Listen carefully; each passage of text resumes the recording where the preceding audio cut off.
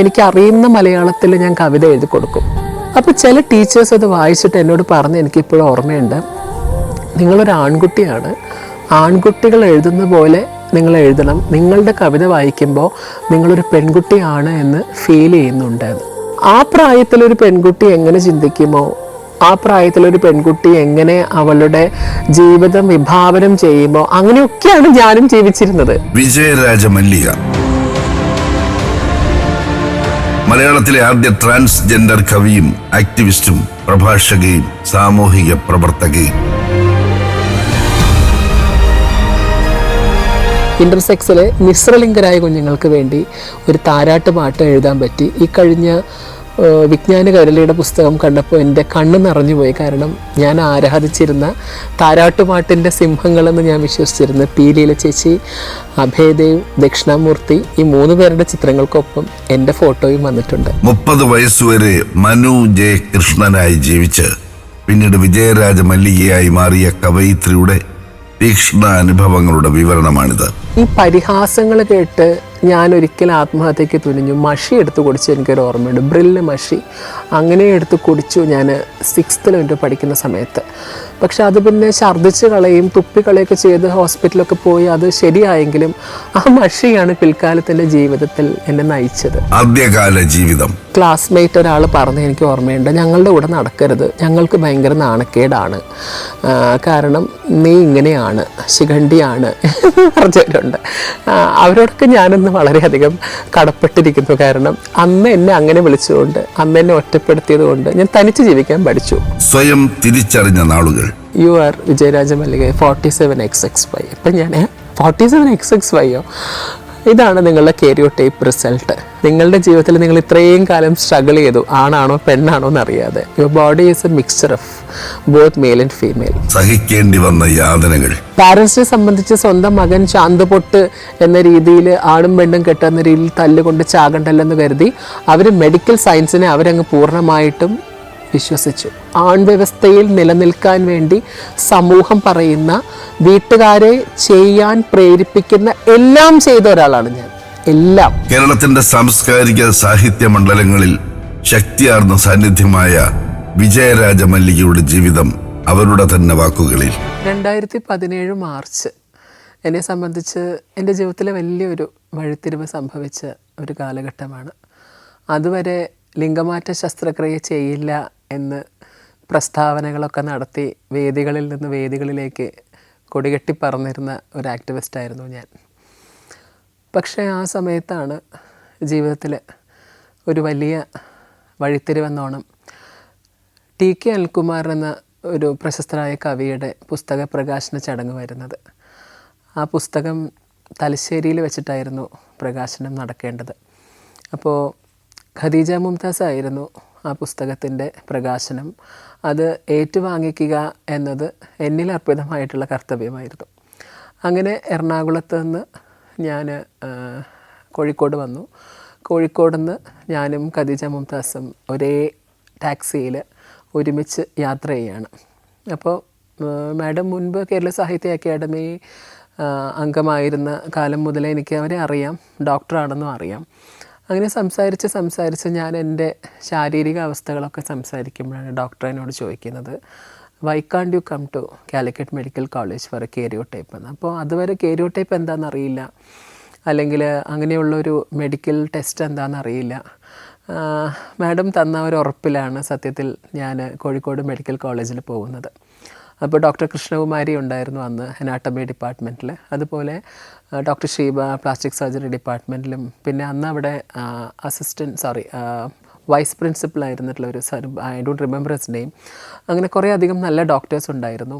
അങ്ങനെ ഡോക്ടർ കൃഷ്ണകുമാരി മാഡത്തെ കാണുന്നതിന് മുമ്പ് എൻ്റെ സമ്മതത്തോടു കൂടി തന്നെ ഡോക്ടേഴ്സ് എൻ്റെ ടെസ്റ്റസ് പരിശോധിക്കുകയുണ്ടായി. അപ്പോൾ ടെസ്റ്റസ് പരിശോധിച്ചപ്പോൾ അവർക്ക് കുറച്ചൊരു ഡിഫറൻസസ് അവർക്ക് ഫീൽ ചെയ്യാൻ തുടങ്ങി. അപ്പോൾ എൻ്റെ അടുത്ത് പല കാര്യങ്ങളും ചോദിച്ചു. അത് ഇങ്ങനെ ടെസ്റ്റസ് ഇങ്ങനെ പിടിക്കുമ്പോൾ അത് കിട്ടുന്നില്ല പല ഡോക്ടേഴ്സിനും. ഒടുവിൽ അവർ അത് കണ്ടുപിടിച്ച് വളരെ ചെറുതാണെന്നും, അപ്പോൾ എൻ്റെ അടുത്ത് മുൻപ് എന്തെങ്കിലും തെറപ്പീസോ അല്ലെങ്കിൽ വേറെ എന്തെങ്കിലും ട്രീറ്റ്മെൻറ്റ്സ് എടുത്തിട്ടുണ്ടോ എന്ന് ചോദിച്ചപ്പോൾ ഞാൻ അത് പറഞ്ഞു. അതായത് കുറച്ചുകൂടി ചെറുപ്പത്തിൽ ജെൻഡർ ഡിസ്ഫോറിയ ആണെന്നും പറഞ്ഞ് ഡോക്ടേഴ്സ് കുറേയധികം ഹോർമോൺ തെറാപ്പി നടത്തിയിട്ടുണ്ട് എൻ്റെ ശരീരത്തിൽ. അത് എനിക്ക് തോന്നുന്നു ഒരു 18 ഇയേഴ്സിലായിരുന്നു. കോളേജിലേക്ക് വരുന്ന സമയത്ത് ഹോർമോൺ തെറാപ്പി എന്ന് വെച്ചാൽ ആണിൻ്റെ അവസ്ഥയിൽ തന്നെ നിലനിൽക്കാൻ വേണ്ടിയിട്ട് ഹോർമോൺ തെറാപ്പീസ് ഉണ്ട്. മെയിൽ ഹോർമോൺ തെറാപ്പി ചെയ്തിരുന്നു. ആ മെയിൽ ഹോർമോൺ തെറാപ്പി ചെയ്തുകൊണ്ടിരിക്കുന്ന സമയത്ത് എനിക്ക് മാനസികമായിട്ട് ചില സമ്മർദ്ദങ്ങളുണ്ടാകുന്നു. അങ്ങനെ മെൻ്റൽ ഹോസ്പിറ്റലിലേക്ക് ട്രീറ്റ്മെൻറ്റിന് എൻ്റെ കസിൻ, ഡോക്ടറായിരുന്ന ഒരു കസിൻ എന്നെ അങ്ങോട്ട് റെഫർ ചെയ്യുന്നു. അവിടെ ചെല്ലുമ്പോഴാണ് അവർ പറയുന്നത് ഹോമോസെക്ഷുവാലിറ്റിയാണ് നിങ്ങളുടെ അസുഖം. ഇപ്പം ഞാൻ ചോദിക്കുന്നുണ്ട് ഡോക്ടറെ അടുത്ത്, ഡോക്ടർ ഞാൻ എങ്ങനെയാണ് ഹോമോസെക്ഷലാകുന്നത്? കാരണം എനിക്ക് എൻ്റെ ഉള്ളിൽ ഞാനൊരാണാണോ പെണ്ണാണോ എന്ന് പോലും എനിക്ക് അറിയുന്നില്ല. അങ്ങനെ ഇരിക്കെ എനിക്ക് പുരുഷനോട് അറ്റാച്ച്മെൻറ്റ് അല്ലെങ്കിൽ മാനസികവും ശാരീരികവുമായ താല്പര്യം തോന്നുന്നുവെങ്കിലും എനിക്ക് എൻ്റെ സെക്സ് എന്താണെന്ന് നിർണ്ണയിക്കാൻ പറ്റാത്തൊരു അവസ്ഥ എനിക്കുണ്ട്. അന്ന് ജെൻഡർ എന്ന വാക്കിനെ പറ്റി നമുക്ക് വലിയ ധാരണയില്ല. കാരണം സ്കൂളാണ്, പഠിക്കുന്ന കാലഘട്ടമാണ്, കോളേജിലേക്ക് വരുന്നതേ ഉള്ളൂ. 18 ഇയേഴ്സ്, ഹാർഡ്ലി 18 ഇയേഴ്സ് സമയം. അപ്പോഴാണ് ഡോക്ടർ പറയുന്നത് നിങ്ങൾ ഈ ഹോർമോൺ തെറാപ്പി നിങ്ങൾ ചെയ്യണം. അത് ട്രിവാൻഡ്രത്തെ ഒരു ഡോക്ടറാണ് ചെയ്യുന്നത്. അങ്ങനെ കുറച്ചധികം ഒരു അറൗണ്ട് 5 lakhs ട്രീറ്റ്മെൻറ്റ് എൻ്റെ ശരീരത്തിൽ ചെയ്തു. ഹോർമോൺ തെറാപ്പി തുടങ്ങി. അത് കഴിഞ്ഞ് കുറച്ച് കഴിഞ്ഞ് ഈ സൂയിസൈഡൽ ടെൻഡൻസീസ് വരാൻ തുടങ്ങിയപ്പോൾ ഹോർമോൺ തെറാപ്പിയുടെ ഒപ്പം തന്നെ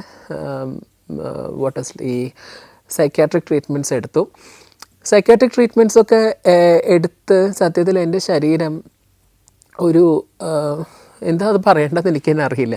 ശരീരം ഉണ്ടോ എന്ന് ചോദിച്ചാൽ ശരീരമുണ്ട്. പക്ഷേ ശരീരത്തിൻ്റെ പല ഭാഗങ്ങളും ഒരു 26 വയസ്സൊക്കെ ആകുന്നതിന് മുമ്പ് എനിക്ക് ഡയബറ്റിസ് സ്റ്റാർട്ട് ചെയ്തു. പിന്നെ അത് എൻ്റെ കിഡ്നിയെ ബാധിച്ചു, ലിവറിനെ ബാധിച്ചു. അങ്ങനെ ശരീരത്തിൻ്റെ പല ഭാഗങ്ങൾക്കും പ്രയാസങ്ങളുണ്ടായി തുടങ്ങി. ഒരു 29-30 ഒക്കെ ആകുമ്പോഴേക്കും 27-ൽ എനിക്ക് ആർത്രൈറ്റിസ്, റൊമാറ്റിക് ആർത്രൈറ്റിസ് ആണെന്നും പറഞ്ഞ് കുറേ കാലം ഡോക്ടേഴ്സ് ട്രീറ്റ് ചെയ്തു. കുറേ കാലം അലോപ്പതി ചെയ്തു. പ്രത്യേകിച്ച് മാറ്റമൊന്നും സംഭവിച്ചില്ല. കുറേ കാലം ആയുർവേദം ചെയ്ത സമയത്താണ് എനിക്ക് ലിവറിന് ഇഷ്യൂസ് സ്റ്റാർട്ട് ചെയ്യുന്നത്.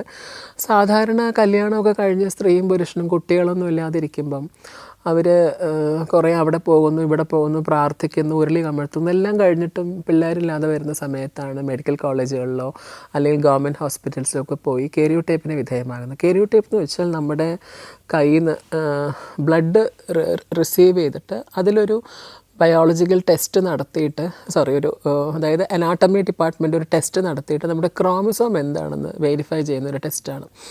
അപ്പോൾ അതുവരെ ഞാനൊരു പുരുഷനാണെന്ന് സങ്കല്പിച്ചിരുന്നു അല്ലെങ്കിൽ വിശ്വസിച്ചിരുന്നു. അങ്ങനെ ഒരു മൂഢമായ ലോകത്താണ് ഞാൻ ജീവിക്കേണ്ടി വന്നത്. കാരണം അത്തരമൊരു അസൈനിങ് നമ്മുടെ ശരീരത്തിൽ നടക്കുന്നുണ്ടല്ലോ. നിങ്ങൾ ആണിനെ പോലെ ഇരിക്കുന്നതുകൊണ്ട് ആണിനെ പോലെ ജീവിക്കണം, ആണ് കടന്നു പോകുന്ന എല്ലാ അവസ്ഥകളിലൂടെയും വ്യവസ്ഥകളിലൂടെയും ഒക്കെ കടന്നു പോകണം എന്ന് പറയുന്ന ഒരു സിസ്റ്റത്തിൻ്റെ ഭാഗമായി അതിൻ്റെ ഒരു ഇരയായിട്ട് തന്നെയാണ് ഞാനും ജീവിച്ചത്. അപ്പോൾ അതുകൊണ്ട് തന്നെ ഞാൻ ട്രാൻസ്ജെൻഡർ ആണെന്ന് വിശ്വസിച്ചിരുന്ന ഒരാളാണ്. കാരണം ആണിൽ നിന്ന് എൻ്റെ ജെൻഡർ ഐഡൻറ്റിറ്റി വ്യത്യസ്തപ്പെട്ടിരിക്കുന്നു എന്നാണ് ഞാൻ എന്നെ തന്നെ മനസ്സിലാക്കി വെച്ചിരുന്നതും. അതൊക്കെ ആ സമയത്തൊക്കെയാണ് ട്രാൻസ്ജെൻഡർ കവി എന്നുള്ള ടൈറ്റിലും ഒക്കെ റിസീവ് ചെയ്യുന്ന ആ ഒരു സമയം. കോഴിക്കോട് മെഡിക്കൽ കോളേജിലാണ് ഇപ്പോൾ കേരിയോടൈപ്പ് നടക്കുന്നത്.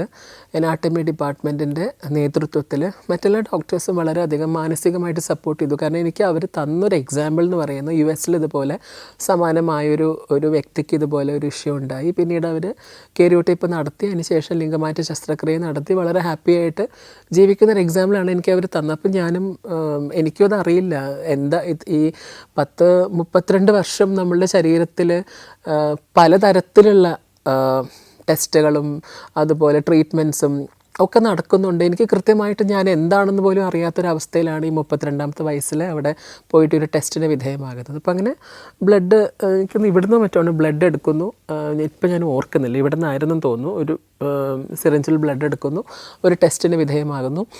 ആ ടെസ്റ്റിൻ്റെ റിസൾട്ട് വരുമ്പോഴാണ് ഡോക്ടർ കൃഷ്ണകുമാരി എൻ്റെ അടുത്ത് അത് പറയുന്നില്ല, Mallika you please come, I can tell you directly. അപ്പോഴും ഞാൻ ചോദിക്കുന്നുണ്ട്, മാഡം സാധാരണ എക്സും എക്സ് വൈയും അല്ലേ നമ്മളതല്ലേ പഠിക്കുന്നുള്ളൂ, അല്ല യു ജസ്റ്റ് കം എന്നു. അപ്പോൾ അങ്ങനെ ചെല്ലുന്നു.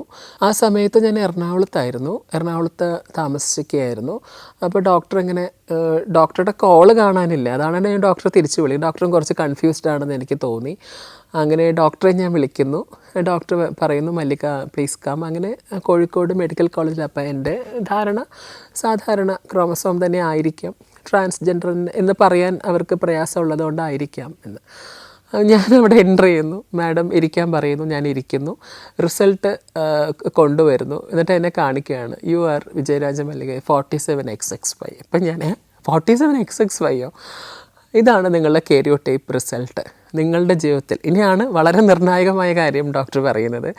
നിങ്ങളുടെ ജീവിതത്തിൽ നിങ്ങൾ ഇത്രയും കാലം സ്ട്രഗിൾ ചെയ്തു, ആണാണോ പെണ്ണാണോ എന്നറിയാതെ. Your body is A mixture of both male and female. നിങ്ങളുടെ കണ്ണ്, നിങ്ങളുടെ ചുണ്ട്, നിങ്ങളുടെ മൂക്ക്, ത്രോട്ട്, 2 കൈകൾ, ഇത് സ്ത്രീയുടേതാണ്. മറ്റ് ഭാഗങ്ങൾ ഒരു പക്ഷേ പുരുഷൻ്റേതാണ് എന്ന് നമുക്ക് പറയാം. പക്ഷെ അത് പൂർണ്ണമായിട്ടുമല്ല. ടെസ്റ്റിസിനൊക്കെ പലതരത്തിലുള്ള ഇഷ്യൂസ് ഉണ്ടായിരുന്നു. അപ്പോൾ സത്യത്തിൽ ആ ഒരു മൊമെൻ്റ് എന്ന് പറയുന്നത് എന്നെ ജീവിക്കാൻ പ്രേരിപ്പിച്ച, എന്നെ ട്രിഗർ ചെയ്ത ഒരു വലിയ മൊമെൻ്റാണ്. അതായത് മസ്തിഷ്കവും മാംസവും മജ്ജയുള്ള സ്ത്രീക്കും പുരുഷനും സ്വാഭാവികമായ രീതിയിൽ പിറക്കുന്ന മനുഷ്യരാണും പെണ്ണും മാത്രമല്ല, ഇൻ്റർസെക്സ് മനുഷ്യരും അങ്ങനെ ജനിക്കുന്നുണ്ടെന്നും ആ ഇൻ്റർസെക്സ് എന്ന് പറയുന്നത് നമ്മുടെ സമൂഹം പറയുന്ന ആണും പെണ്ണും കെട്ടത് എന്ന് സമൂഹം പൊതുവെ പറയുന്നുവെങ്കിലും നമ്മളിപ്പോൾ ഭാഷ ഉപയോഗിക്കുമ്പോൾ അതിൻ്റെ നപുംസകം എന്ന പദം അർത്ഥശൂന്യമായ ജീവിതത്തിനെയാണ് സാധാരണഗതിയിൽ ഭാഷാപ്രയോഗം കൊണ്ട് ഉദ്ദേശിക്കുന്നത്. പക്ഷെ ആ വയസ്സിനുള്ളിൽ ഞാൻ നേടിയ അച്ചീവ്മെൻ്റ് എന്ന് പറയുന്നത്, എൻ്റെ ഹാർഡ് വർക്ക് കൊണ്ട് ഞാൻ നേടിയ അച്ചീവ്മെൻ്റ് എന്ന് പറയുന്നത് എൻ്റെ തലയെ ഇങ്ങനെ ഉയർത്തിപ്പിടിപ്പിക്കാൻ കഴിയുന്ന വിധത്തിലായിരുന്നു. അന്ന് ചില ട്രാൻസ്ജെൻഡർ സുഹൃത്തുക്കൾ, അതായത് ഞാൻ അന്ന് തിരിച്ച് എറണാകുളത്ത് ചെന്ന് എൻ്റെ ചില ട്രാൻസ്ജെൻഡർ സുഹൃത്തുക്കൾക്ക് പായസം വെച്ച് കൊടുക്കുകയും മധുരം വിളമ്പുകയൊക്കെ ചെയ്തപ്പോൾ എന്നോട് ചോദിച്ചു, നാണമില്ലേ നിനക്ക് ഈ ആണും പെണ്ണും കേട്ട് നിനക്ക് പോയി ചത്തോടെ എന്ന് ചോദിച്ചിരുന്നു. പക്ഷേ അന്ന് ഞാൻ ചത്തിരുന്നുവെങ്കിൽ ഇന്നെൻ്റെ ജീവിതത്തിൽ ഇത്ര പ്രഭയോടുകൂടി, ഇത്ര ആത്മാഭിമാനത്തോടുകൂടി, സന്തോഷത്തോടെ എനിക്ക് ജീവിക്കാൻ പറ്റില്ലായിരുന്നു. കാരണം ആണും പെണ്ണും ജനിക്കുന്നത് പോലെ തന്നെയാണ് സ്വാഭാവികമായിട്ടാണ് ഇൻ്റർസെക്സ് കുട്ടികൾ ജനിക്കുന്നത്. പക്ഷേ ഇൻ്റർസെക്സ് എന്ന് പറയുമ്പോൾ പൊതുവെ ആളുകളുടെ ധാരണ മിശ്രലിംഗാവസ്ഥ മാത്രമാണ്. അതായത് ഒരേ ശരീരത്തിൽ ഒരു കാലിൻ്റെ ഇടയിൽ ആണിൻ്റെയും പെണ്ണിൻ്റെയും ലിംഗാവസ്ഥ ഉണ്ടാകുന്നതാണ് മിശ്രലിംഗാവസ്ഥ. അത് മാത്രമാണ് ഇൻ്റർസെക്സ് എന്നാണ് പൊതുവിൽ സമൂഹം ധരിച്ചിട്ടുള്ളത്. പക്ഷേ അതല്ല, 30ഓളം വേരിയേഷൻസ് വേറെയുണ്ട്. അതിൽ ക്രോമസോമൽ പാറ്റേണിൽ വ്യത്യസ്തതകളോടുകൂടിയാണ് ഞാൻ ജനിച്ചതും വളർന്നതും ഇന്ന് ജീവിക്കുന്നതും. എനിക്കതിൽ അഭിമാനമേ ഉള്ളൂ. പക്ഷേ എന്നെ സംബന്ധിച്ച് എൻ്റെ ടെസ്റ്റിസിൽ കുറച്ചധികം പ്രശ്നങ്ങളുണ്ടായിരുന്നു. അത് കുറച്ചുകൂടി ഒരു സ്റ്റേജ് താണ്ടുക തമിഴിൽ പറയില്ലേ, അധികരിച്ചിരുന്നെങ്കിൽ, കുറച്ചുകൂടി നമ്മൾ ആ സ്റ്റേജ് അധികരിച്ചിരുന്നെങ്കിൽ ഒരു പക്ഷേ ട്യൂമർ വരാനുള്ളൊരു ചാൻസസ് അതിൽ ഡോക്ടേഴ്സ് കാണുകയും അവരത് റിമൂവ് ചെയ്യാൻ എന്നോട് ആവശ്യപ്പെടുകയല്ല, സജസ്റ്റ് ചെയ്യുകയും ചെയ്തു. അങ്ങനെ സജസ്റ്റ് ചെയ്യുന്നു. പിന്നെ ശരി എന്നാൽ അത് മാത്രം റിമൂവ് ചെയ്യാം എന്നുള്ള രീതിയിൽ ജീവിതം മുന്നോട്ട് പോകുന്ന സമയത്താണ് പല ഹോസ്പിറ്റലുകളിൽ ഇങ്ങനെ അന്വേഷിക്കുന്നു. അങ്ങനെ ഞാനൊരു മുരുകഭക്തിയൊന്നുമല്ല, പക്ഷേ മുരുകനെ എനിക്ക് ഒത്തിരി ഇഷ്ടമാണ്. വേല ഹോസ്പിറ്റൽ എന്നും പറഞ്ഞ് തമിഴ്നാട് സിംഗനല്ലൂരിലൊരു ഹോസ്പിറ്റൽ, അവിടെ പല സുഹൃത്തുക്കളും പോയി ട്രാൻസ്ജെൻഡർ സുഹൃത്തുക്കൾ പലരും പോയി സർജറി ചെയ്ത് സക്സസ്ഫുള്ളായത് കഥകനെ കേട്ടിട്ടുണ്ട്. അങ്ങനെ ഒരു ദിവസം ഡോക്ടർ സമ്പത് കുമാറിനെ കാണാൻ പോകുന്നു. എല്ലാ മെഡിക്കൽ റിപ്പോർട്ട്സും കൊണ്ട് പോകുന്നു. ഡോക്ടറെ കാണിക്കുന്നു. അപ്പോൾ ഡോക്ടർ എന്നെപ്പറ്റി ഫോൺ ചെയ്തപ്പോൾ പറഞ്ഞിരുന്നു, ഡോക്ടർ യൂട്യൂബിലോ എവിടേക്കോ സെർച്ച് ചെയ്ത് എൻ്റെ ഡേറ്റോ ഒക്കെ ഡോക്ടർ എടുത്തിരുന്നു. അപ്പോൾ ഡോക്ടർ എന്നോട് ചോദിച്ചു എന്ത് സർജറിയാണ് ചെയ്യാൻ ആഗ്രഹിക്കുന്നതെന്ന്. അപ്പോൾ ഞാൻ പറഞ്ഞു, എനിക്ക് എൻ്റെ ടെസ്റ്റസ് റിമൂവ് ചെയ്ത് തന്നാൽ മതി, എനിക്ക് അവിടെയാണല്ലോ പ്രോബ്ലം ഇരിക്കുന്നത്. അപ്പോൾ ഡോക്ടർ ചോദിച്ചു, നിങ്ങളുടെ മേഖല എന്താ? ഞാൻ കവിയാണ്, പോയറ്റാണ്, പോസ്റ്റ് ഗ്രാജുവേറ്റാണ്, സോഷ്യൽ വർക്കിൽ ഞാൻ ഫ്രീലാൻസ് സോഷ്യൽ വർക്കാണ് ചെയ്തുകൊണ്ടിരിക്കുന്നത്. സഭകളിലും അതുപോലെ മതസംഘടനകളിലും സ്കൂളുകളിലും കോളേജുകളിലും ഒക്കെ ഈ ബോധവൽക്കരണ പ്രോഗ്രാംസ് സ്വന്തം ഇനിഷ്യേഷനിലും അതുപോലെ അവർ ഇൻവൈറ്റ് ചെയ്തിട്ടുമൊക്കെ എടുക്കുന്നുണ്ട്. അങ്ങനെയാണെങ്കിൽ നിങ്ങളുടെ മനസ്സിൽ വേറെ എന്തെങ്കിലും ഉണ്ട്, I want to get married to a man, ഒരു സിസ്ജെൻഡർ ആയിട്ടുള്ള ഒരു പുരുഷനെ കല്യാണം കഴിക്കണം എന്ന് എനിക്ക് ആഗ്രഹമുണ്ട്. അങ്ങനെയാണെങ്കിൽ നിങ്ങളൊന്ന് ആലോചിക്കൂ, നിങ്ങൾ SRS ചെയ്യുന്നതായിരിക്കും നിങ്ങൾക്ക് നല്ലത്.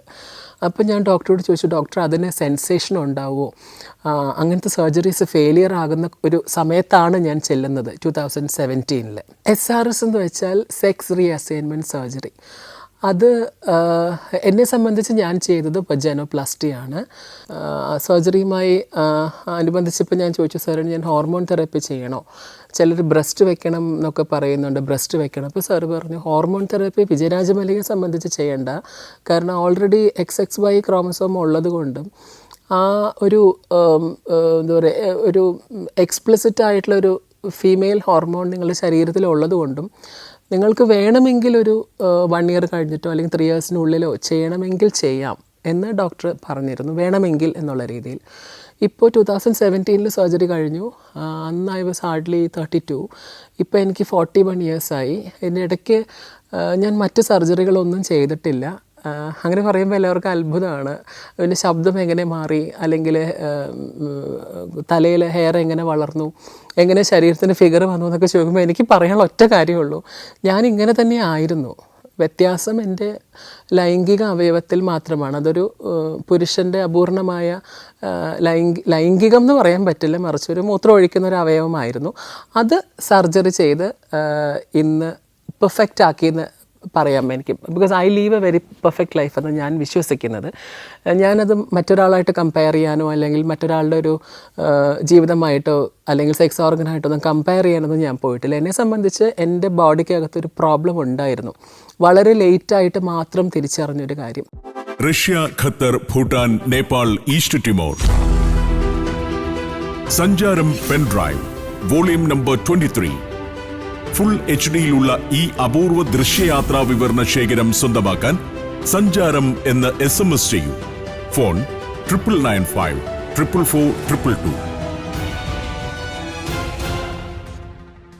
പൊതുവിലെ ആളുകളുടെ ഒരു തെറ്റിദ്ധാരണ, ഞാൻ ആദ്യം പറഞ്ഞതുപോലെ ഇൻ്റർസെക്സ് എന്ന് വെച്ചാൽ മിശ്രലിംഗമാണ്, എല്ലാവർക്കും മിശ്രലിംഗമായിരിക്കുമെന്നാണ്. പക്ഷേ അതിൻ്റെ അകത്ത് ഈ 30 കൈൻഡ് ഓഫ് വേരിയേഷൻസ് ഉണ്ടെന്നുള്ള കാര്യം ഇപ്പോഴും ആളുകൾക്ക് അറിയില്ല.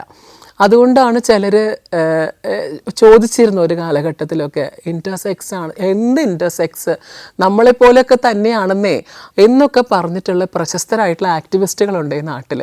അപ്പോഴും എനിക്ക് ഞാൻ പറയാൻ ആഗ്രഹിക്കുന്ന കാര്യം, you go and read about this, you go and try to understand about this. കാരണം ഈ ഒരു ഇപ്പം നിങ്ങളുടെ ഫാമിലിയിൽ തന്നെ ആകട്ടെ, ഒരു ആൺകുട്ടി അല്ലെങ്കിൽ ഒരു പെൺകുട്ടി അത് വളർന്നുകൊണ്ടിരിക്കുന്ന കാലഘട്ടത്തിൽ ഇപ്പം നമ്മൾ കുറേ ഐഡൻറ്റിറ്റീസിനൊക്കെ പറ്റി പറയുന്നുണ്ട്, പക്ഷേ ആ വ്യക്തി വളർന്ന ഒരു കാലഘട്ടം കഴിയുമ്പോഴായിരിക്കും ചിലപ്പോൾ തൻ്റെ ശരീരത്തിൻ്റെ അകത്ത് സംഭവിക്കുന്ന പലതരത്തിലുള്ള വൈവിധ്യമാർന്ന, പക്ഷെ അതെന്താണെന്ന് പോലും തിരിച്ചറിയാൻ കഴിയാത്ത ചില രസതന്ത്ര പ്രവർത്തനങ്ങൾ സംഭവിക്കുന്നു എന്നുള്ള കാര്യം മനസ്സിലാക്കുന്നത്. അപ്പോൾ അതിന് ആ വ്യക്തിയെ സംബന്ധിച്ച്, എന്നെ സംബന്ധിച്ച് വളരെ കൃത്യമായിട്ടുള്ളൊരു മെഡിക്കൽ സപ്പോർട്ട് കിട്ടിയിരുന്നു, മെഡിക്കൽ കെയറും ഡയറക്ഷൻസും കിട്ടിയിരുന്നു. പക്ഷേ എത്ര ആളുകൾക്ക് അത് കിട്ടുന്നുണ്ട്? അത് കിട്ടാത്തതിൻ്റെ കാരണം എന്താണെന്ന് വെച്ച് കഴിഞ്ഞാൽ ഇത്തരം വേരിയേഷൻസിനെ പറ്റി ഡോക്ടേഴ്സ് ഇതിനെ ഇപ്പോഴും വിളിക്കുന്നത് DSD എന്നാണ്. DSD എന്ന് വെച്ചാൽ അവർ പറയുന്നത് എന്താ, ഡിഫറൻസസ് എന്ന് പോലുമല്ല, ഡീവിയേഷൻ ഇൻ സെക്ഷൽ ഡെവലപ്മെൻറ്റ് എന്നാണ്. Deviation sexual development. പക്ഷെ ഞാൻ അല്ലെങ്കിൽ എന്നെപ്പോലെ പുറത്ത് വന്ന് ബോൾഡായിട്ട് ജീവിക്കുന്നവർ പറയാൻ ആഗ്രഹിക്കുന്നു ഡൈവേഴ്സിറ്റി ഇൻ സെക്ഷൽ ഡെവലപ്മെൻറ്റ് എന്നാണ്. കാരണം ഈ ഡിഫറൻസസ് ആണ് സത്യത്തിൽ എല്ലാം ഒരുപോലെയാണെങ്കിൽ പിന്നെ എല്ലാവരും ഒരുപോലെ ജീവിച്ചാൽ പോരെ. നമ്മുടെ സംഘകാലം മുതലേ തന്നെ സാഹിത്യത്തിലൊക്കെ ഇത്തരം മനുഷ്യരെ പറ്റി കൃത്യമായിട്ട് അടയാളപ്പെടുത്തിയിട്ടുണ്ട്. പക്ഷേ നമുക്കറിയാം, നമ്മളൊക്കെ പഠിച്ച സ്കൂളുകളിൽ ബയോളജിയിൽ നമ്മളെ ആകെ പഠിപ്പിച്ചിട്ടുള്ളത് XY XX ക്രോമസോമിനെ പറ്റിയിട്ടാണ്. വേരിയേഷൻസ് ഓഫ് ക്രോമസോംസിനെ പറ്റി പഠിപ്പിക്കുന്നില്ല. പ്രജനനം ക്ലാസ് തന്നെ എത്ര പേരെ പഠിപ്പിച്ചിട്ടുണ്ട്. പല അധ്യാപകർക്കും തലവേദനയും വയറുവേദനയും വയറിളക്കവും ഒക്കെയാണ് ആ ക്ലാസ്സിൽ വരിക പോലുമില്ല. വരാതെ അടുത്ത ചാപ്റ്റർ, അതായത് എവല്യൂഷൻ പഠിപ്പിക്കാൻ താല്പര്യം ഉണ്ടാവും. ടീച്ചറെ ഇത് പഠിപ്പിക്കുന്നില്ല എന്ന് ചോദിക്കുമ്പോൾ അതൊക്കെ നീ കൂട്ടുകാരോട് ചോദിച്ച് പഠിച്ചാൽ മതി എന്ന് പറഞ്ഞിരുന്ന അധ്യാപക സമൂഹം നമുക്കുണ്ട്. ഒരു ഇരട്ടപ്പഴം കഴിച്ചാൽ ഇരട്ട കുട്ടികളുണ്ടാവും ചോദിച്ചാൽ ടീച്ചർക്ക് ഉത്തരവില്ല. കാരണം ടീച്ചർക്ക് ആകെ ബയോളജിയിൽ പഠിപ്പിക്കേണ്ടത് മാൻ വുമൺ പ്രൊക്രിയേഷനെ പറ്റിയിട്ടാണ്. ആണ് പെണ്ണ് പ്രജനനം എന്നതിനെപ്പറ്റി മാത്രമേ പഠിപ്പിക്കുന്നുള്ളൂ. അതിൻ്റെ അപ്പുറത്തേക്ക് അല്ലെങ്കിൽ അതിൻ്റെ ഇടയിലുള്ള ജീവിതങ്ങളെ പറ്റി അതിനെ അഡ്രസ്സ് ചെയ്യുന്ന ഒരു ടെക്സ്റ്റ് ബുക്കും ഉണ്ടായിട്ടില്ല. അല്ലെങ്കിൽ അത്തരത്തിലുള്ള ഒരു കൾച്ചറൽ റിഫോർമേഷനും നമ്മുടെ വിദ്യാഭ്യാസത്തിലോ സാഹിത്യത്തിലോ കടന്നു വന്നിട്ടില്ല. 2017 എൻ്റെ സർജറി നടക്കുന്നത്. അതായത് ലിംഗമാറ്റ ശസ്ത്രക്രിയ 2017 നടക്കുന്നത്. അതിനും വളരെ മുൻപേ സർജറി നടത്താമായിരുന്നു. പക്ഷെ ഞാൻ മനസ്സിലാക്കുന്നു ശാസ്ത്രം ഡെവലപ്പ് ചെയ്ത് വന്ന് അതിൻ്റെ ഒരു നല്ല കാലഘട്ടത്തിലാണ് എൻ്റെ സർജറി നടന്നതെന്ന് ഞാൻ ഓർത്ത് സന്തോഷിക്കുകയാണ് ഇപ്പോൾ. കാരണം ഞാൻ ഒരു 11th-12th സ്റ്റാൻഡേർഡിൽ പഠിക്കുമ്പോഴാണ് എൻ്റെ ആദ്യത്തെ ബയോപ്സി നടക്കുന്നത്. ആ ബയോപ്സിയിൽ വന്ന റിസൾട്ട് അത് കെരിയോടൈപ്പ് ആയിരുന്നില്ല, മറിച്ച് ടെസ്റ്റിസിലൊരു ബയോപ്സി നടത്തി. ആ ബയോപ്സി പ്രകാരം ഡോക്ടേഴ്സ് കണ്ടുപിടിച്ചിരുന്നു സെർട്ടോളി സെൽസൊള്ളി സിൻഡ്രോം എന്നൊരവസ്ഥയാണ് എന്നും സെമൻ അല്ലെങ്കിൽ സ്പേം ഡെവലപ്പ് ചെയ്യാനുള്ള ഒന്നും തന്നെ ശരീരത്തിൻ്റെ അകത്തില്ല എന്നും അതുകൊണ്ട് പലതരത്തിലുള്ള പ്രോബ്ലംസ് പിൽക്കാലത്ത് ഉണ്ടാകാൻ സാധ്യതയുണ്ടെന്നും പാരൻസിനെ നേരിട്ട് കൺവിൻസ് ചെയ്തില്ല, മറിച്ച് മറ്റെന്തൊക്കെയോ രീതിയിൽ യൂറിനറി ഇൻഫെക്ഷൻ എന്നൊക്കെ പറഞ്ഞ് അവരെ ഒരു രീതിയിലൊക്കെ കൺവിൻസ് ചെയ്ത് വെച്ചിരുന്നു. ഈ 2017 സർജറിയിലേക്ക് വരുന്ന സമയത്ത് എനിക്ക് തോന്നുന്നു അന്ന് അവിടെ 1 ലക്ഷം 1.5 ലക്ഷം രൂപയ്ക്കൊക്കെയാണ് ട്രീറ്റ്മെൻറ്റ്സ് സർജറി നടക്കുന്നത്. ബ്രസ്റ്റ് വെക്കുന്ന സർജറി അവിടെയാണോ അതോ റോസി എന്ന ഹോസ്പിറ്റൽ എന്തോ ആണ്. അപ്പോൾ ഞാൻ അത്ര ബോധേഡ് ആയിരുന്നില്ല. എനിക്ക് 90,000 എൻ്റെ സർജറി നടന്നത്. ആ സർജറിയിൽ എല്ലാ പാക്കേജസും, അതായത് ഹോസ്പിറ്റലിലുള്ള എല്ലാ ചാർജസും ഇതെല്ലാം ഇൻക്ലൂഡഡ് ആയിട്ട് 90,000 rupees ആയിരുന്നു.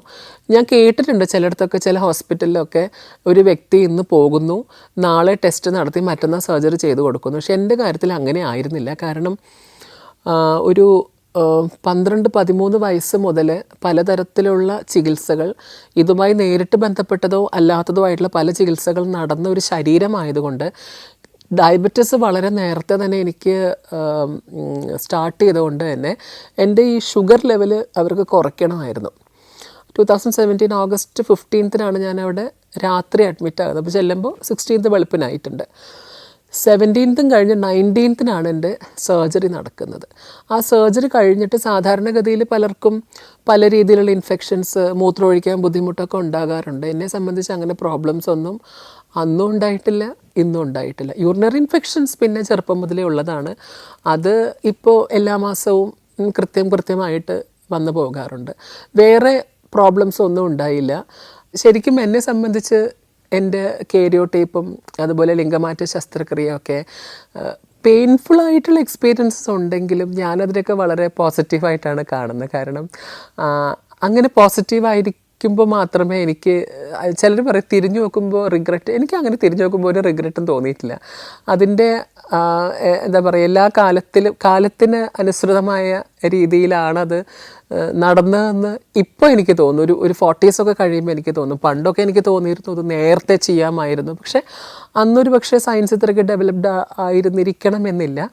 ഇന്ന് ആ സയൻസ്, അതായത് ഒരു SRS ചെയ്യുന്നത് ശരീരത്തിന് വേറെ രീതിയിൽ പ്രശ്നങ്ങൾ ഉണ്ടാകില്ല എന്ന് വന്ന ആ ഒരു സമയത്ത് തന്നെ ശസ്ത്രക്രിയ ചെയ്തതിൽ ഞാൻ സന്തോഷിക്കുകയാണ്. 11th പഠിക്കുന്ന സമയത്ത് ഒരു പെൺകുട്ടി, ആ പെൺകുട്ടി എൻ്റെ ഒപ്പം ഇരിക്കുന്ന ഒരു പയ്യനെ പ്രണയിക്കുന്നുണ്ട്.